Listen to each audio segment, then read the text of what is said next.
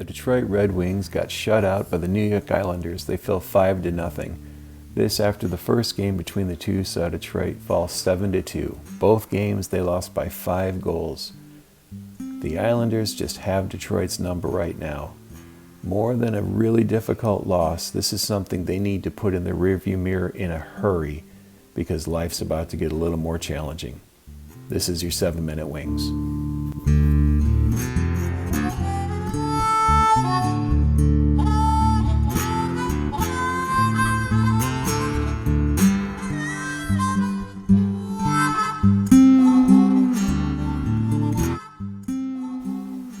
Welcome back to the Red Wings Report with Strings and Pucks. This is Jeremy Laura. If it's your first time here, please click like, please click subscribe, share this out.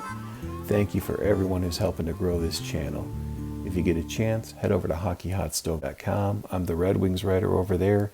You've got my column plus columns covering the other 31 teams in the league. So the Red Wings lose, and they lose resoundingly. There wasn't a part of the game where it felt like they had momentum. This was a game where if you were going to get anything, including an overtime point, your goalie was going to have to steal it. Gibson didn't steal it. I don't put this all on Gibson, but that's what you would have needed in net to get something out of this, because New York is absolutely rolling, especially when it comes to Detroit. The Islanders just came off of a tough game against Dallas, and that was a close-knit game. If they're able to pull it together and play that game in Dallas, they're bringing that same attitude into Detroit, and Detroit's not that team. Not yet. So this is a mismatch, and New York just knows exactly how to get in front and stay in front of Detroit. The good news is Detroit only faces them one more time. So watching the game, it felt early on like things were going to be rough when Larkin, he missed a chance to score, rang it off the pipe. It was going to be a tight shot, but it was in on the rush. The Islanders already have a ton of swagger. And Detroit, again, this is a young team, and when they get derailed, you could see them get flustered. These are the things that, you're going to have 20-year-olds go through. You're going to have your 22, 23-year-old guys go through. I know people are really worked up about this loss. I'm not, just because New York was just the better team all over the place. And Detroit wasn't able to put together the game they needed to win that one. You had the fourth line of the Islanders really be the ones to break out, right? That means that the top lines were checking. They were doing the defensive things against the Stars, but you had enough depth in that organization and some pretty creative veterans that's who broke through. That's what Detroit does not have. Outside of the top line right now, there's no other player that's going to give you a point per game. The top line is carrying all the water, especially once you move DeBrincat up there. You've basically cut the offense completely out of the team. That's going to change. These guys are going to grow and get better. But right now, this game, more than anything, you have to just accept you were beaten all over the ice. There was nothing to take away except you have to be better, especially on face-off plays in the O-zone. But you need to move on, because as you head to Columbus this Friday, the next 3 weeks, 21 days, you're going to play 12 teams.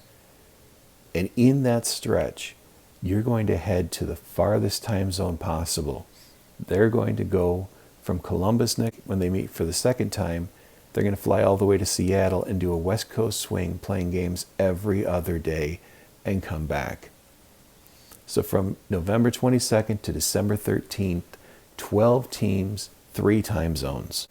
If they don't put this in the rearview mirror, they're going to have even bigger problems, because right now you throw a blanket over the league, especially in the East.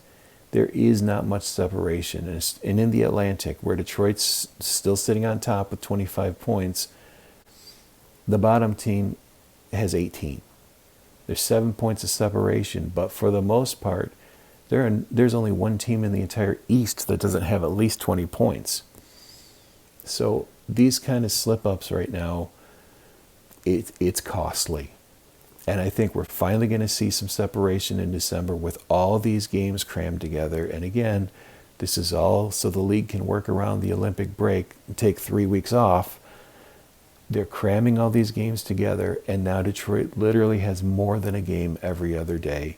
They have to dig down and find a way to be a 500 team for the next 3 weeks and all the way through December, honestly. I don't expect a winning record. I'm just being honest. If they can somehow find a way to be the hockey equivalent of 500, meaning you get to overtime, you get that 1 point when you can get it, if they can do that, it's going to be a really good end of the year for this team, as opposed to last year, obviously, when you had a coach that was let go. So how do you recover from this? Because this was a bad loss, and I don't think there are even many lessons you can take from it, because you're going to hit a stretch. You can't have practices, really, especially once you get on this trip. Starting Friday, you're going to see 12 teams in 3 weeks.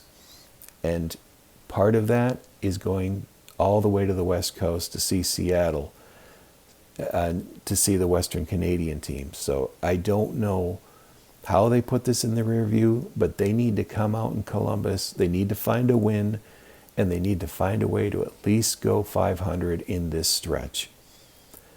Very concerning, because this is where you're finally going to get teams kind of sorting it out. It used to be the Thanksgiving break.